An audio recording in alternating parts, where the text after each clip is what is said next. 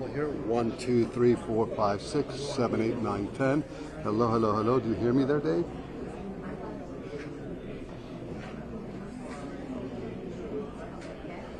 Oh, so it's not going to cut. All right, let me get the... No, I don't. This is like a warehouse out here in the middle of the boondocks. Let me get Hunting. See if he might have a Starlink. Let me check with Hunting real quick.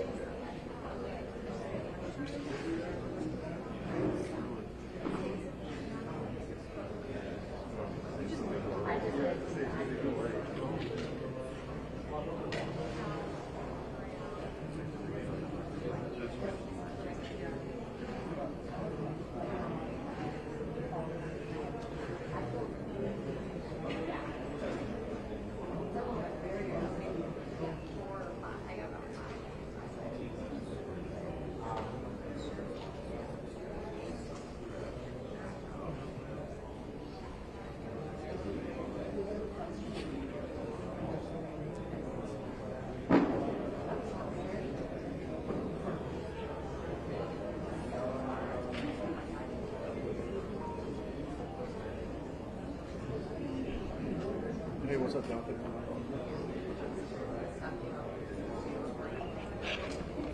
Possibly. Yeah. I think Test so. 1 2 3. Test 1 2 3. Yeah, I think everybody justified that we're starting on time. How did that sound?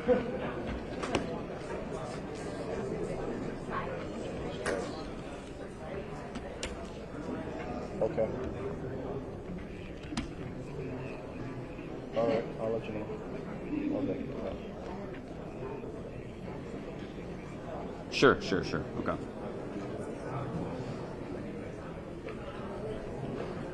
Okay.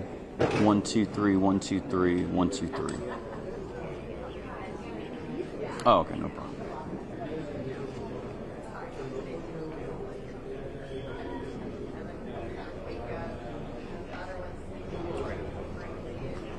One, two, three, 1 2 3, 1 2 3. Oh,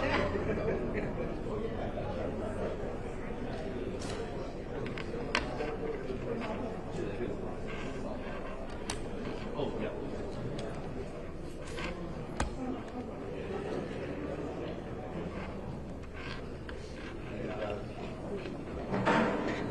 Yes, for circuit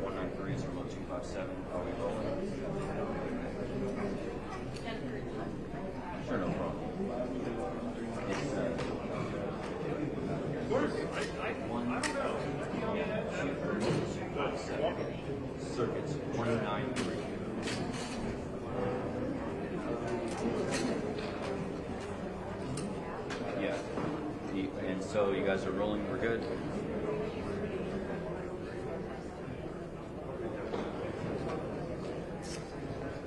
My check 1 2 3 4. My check 1 2 3 4. Hello. Oh, that's right. You went with this? Anywhere up here? Probably put it right here. Yeah.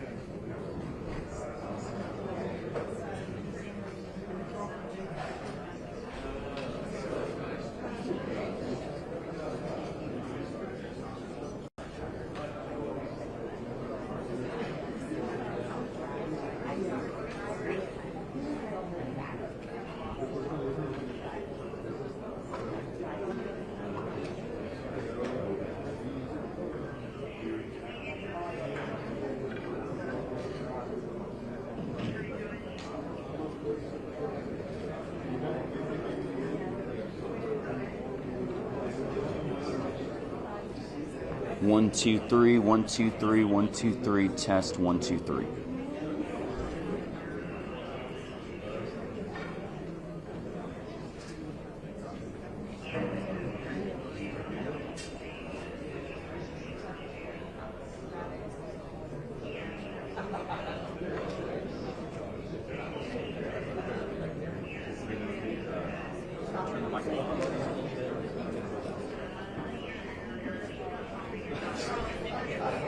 Turn the microphone up just a little bit.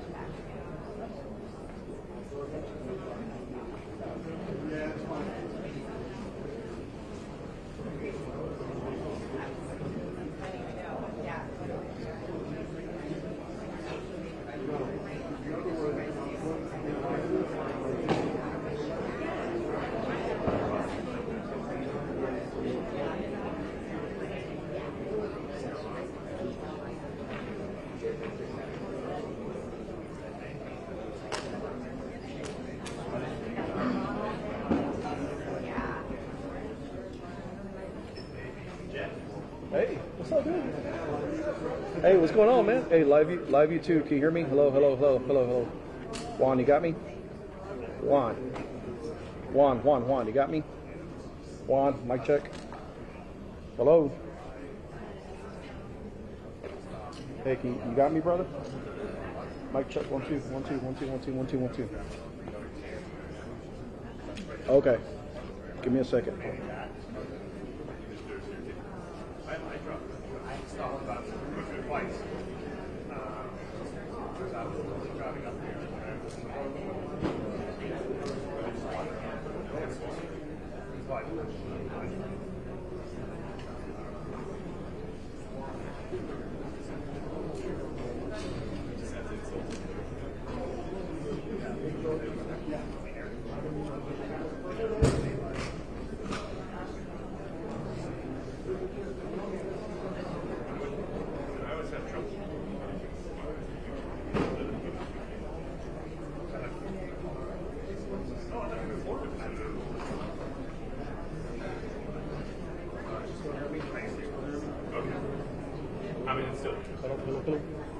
Okay. All right, brother. That's all.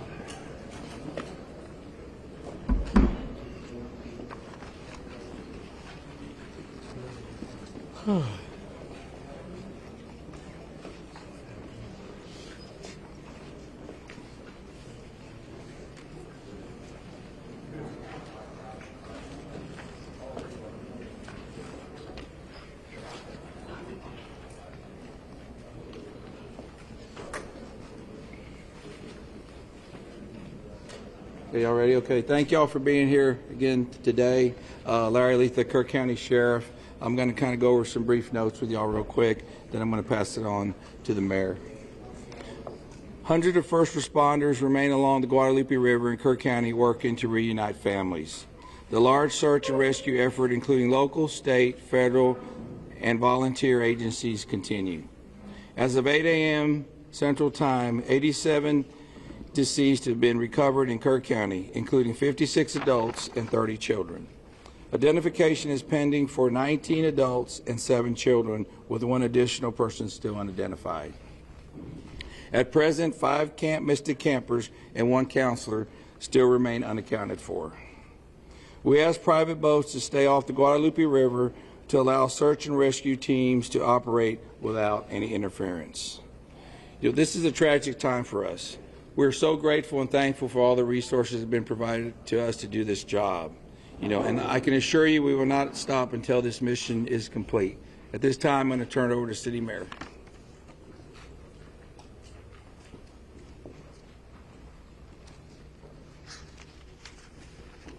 Thank you for being here. I'm Joe Herring Jr. I'm Mayor of the City of Kerrville. I want to reassure our community and those families that the city, the county, the state, and the federal experts are working together, not separately, but as one team. If you go inside the Emergency Operations Center, you don't see silos. You see one team. I want to talk briefly about in-kind donations. The outpouring of generosity has been tremendous, and we are grateful.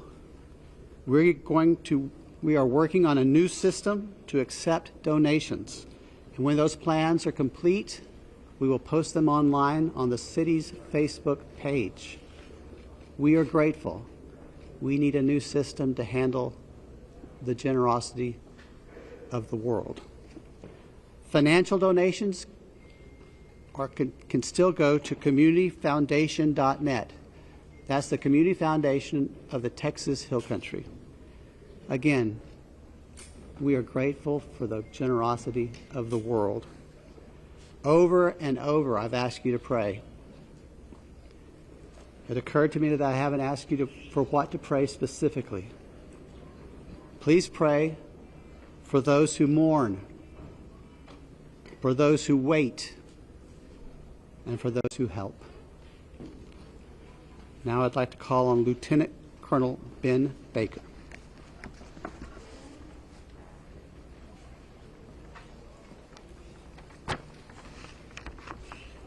Morning, everyone. Thank you for being here. My name is Ben Baker, Lieutenant Colonel for Texas Game Wardens. I'd like to start out by thanking the Mayor, Sheriff, Chief, our local state partners, Texas Department of Public Safety, and the many others that have responded to this tragic event. We as Texas are strong, and together we face adversity. Your Texas Game Wardens responded in the early mornings of Friday to this tragic event, along with many other local and state partners. Since the early mornings of Friday, your Texas Gamers have had over 300 game wardens in the area, serving the people of the state of Texas and the citizens of Kerr County. Among that, we've searched 26 river miles since the tragic event has started. We've had approximately 444 rescues, 30 recoveries. Some of our resources and assets we have dedicated to this tragic event include 2 helicopters with hoist teams, 12 drone teams, 10 K-9 units, 9 swiftwater boat crews, 15 airboats, 16 UTVs, and 169 four-wheel drive vehicles. Your Texas Game Wardens will remain here in serving the community. We just ask you to continue to pray for the victims, for the families, for your first responders, for everyone involved. We'll open it up now to questions, if anybody has any. Can you talk about how challenging it is for you guys in the mud, the big trees? What's it been like, the difference in rain? No, thank you for that question. Extremely challenging. You know, we've got, of course, your Texas Game Wardens out there, your local, your state partners, Texas Task Force 1. We've got the National Forest Service out there. We've got A&M Forest Service. We've got numerous responders with specialized capabilities where we've got these large pile of debris. And with our K-9s and you know, when we're trying to make these recoveries, these large piles can be very obstructive. And to get deep into these piles is very hazardous. And those specialized teams have to go in there layer by layer because our first responders, also the safety of them is concerned. So it's extremely treacherous. time-consuming. It's dirty work. The water's still there. So we're having to go layer by layer, peeling these off to make those recoveries. So we're What about mentally? Like, when you guys stumble across someone who may be deceased, how do you process that? absolutely. We process it the best we can. We have professionals in place, our crisis intervention team. All the agencies have some members representing there, and officer wellness is a first responder wellness is a key component to these operations. So we're maintaining and monitoring our officer wellness, our first responder wellness. We're making sure they have the support. It's very tragic whenever you see human life, but to see a child and that loss of life is extremely tragic. More rain is expected to come down west of us, and eventually it's going to get down to Guadalupe River. Is that going to put a halt to the searches? And if not, how are you going to change the trajectory of the search and rescue operations? So with the water coming down, that's always a concern, and I'm sure you've been monitoring the last couple of days where we've had some reports of maybe some additional water coming in. Obviously, that's going to impact the search and recovery efforts. Us with numerous other agencies do have air capabilities, drone capabilities. We've got numerous fixed wing, rotary helicopters here. So it will alter our patrol patterns and alter our searches, but it won't deter them. Can you outline what specific discussions and actions were taken between the time the first flood emergency alert came in at 1:14 a.m. and then when the river first started flooding homes hours later? What were the specific actions and discussions that happened in those hours? Can you repeat that again, please? Absolutely. I would like to know if you could outline, please, what the specific actions and discussions were that local officials took between 1:14 a.m., that's when the first flood emergency alert came out, and hours later when the river first started flooding. What happened in those hours? What I can tell you, when I was first notified, it was around the 4 to 5 area. One of my sergeants was in dispatch when the first calls started coming in, the actual 911 calls come in. It was between 4 and 5 when I got notified. Okay, but prior to that, in that 3 to 4 area, my understanding is, and we're in the process of trying to put a timeline. That's going to take a little bit of time. As I've told you several times, that is not my priority this time. There's 3 priorities. That's locating the people out there, identifying and notifying the next of kin. That is what I'm taking as my job as sheriff here to do. Okay. With all due respect, sir, I think that the community here is asking these questions.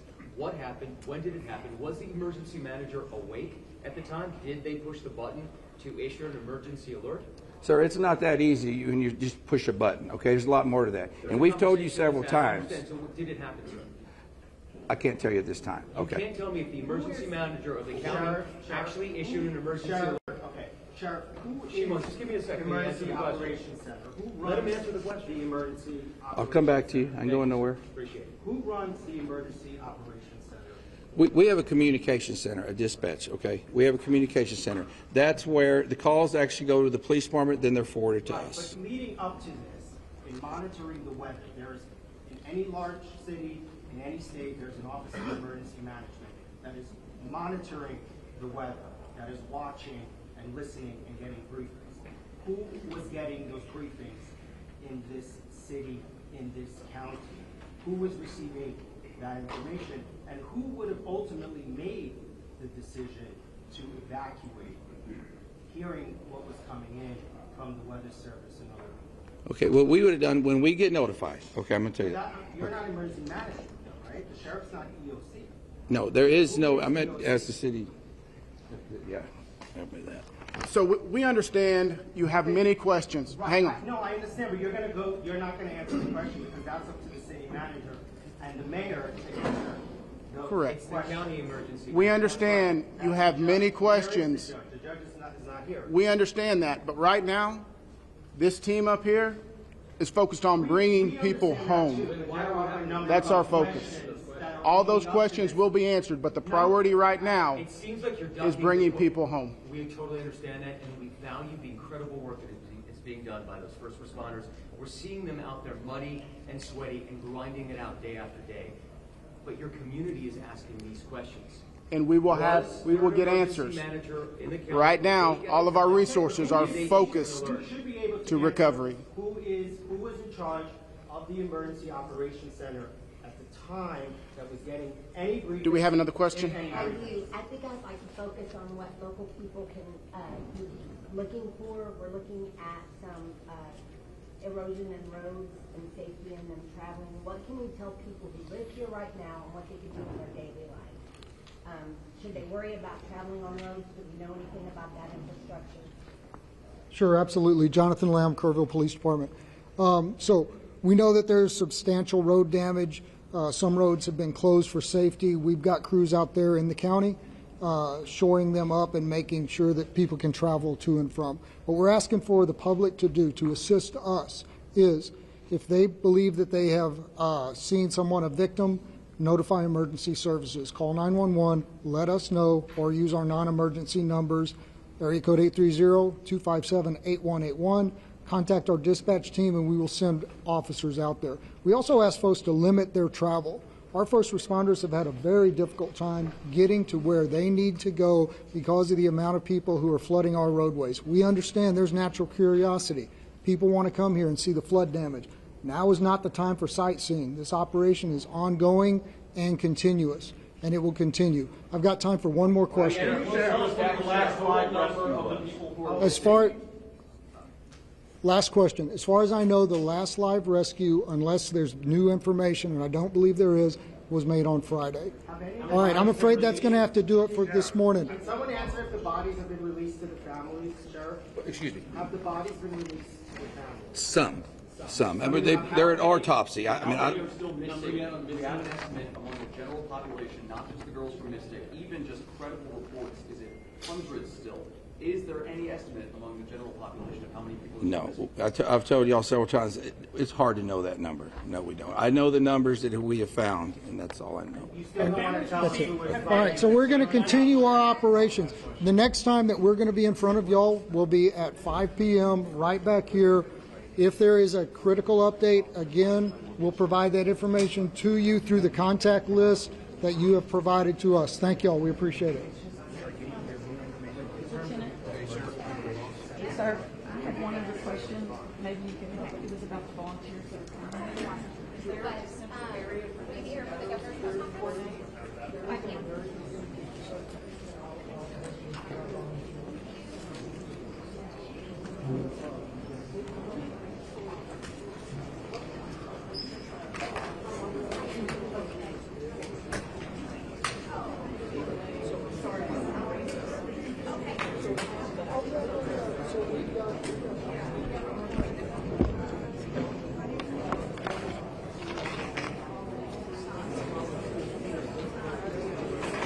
Bonnie.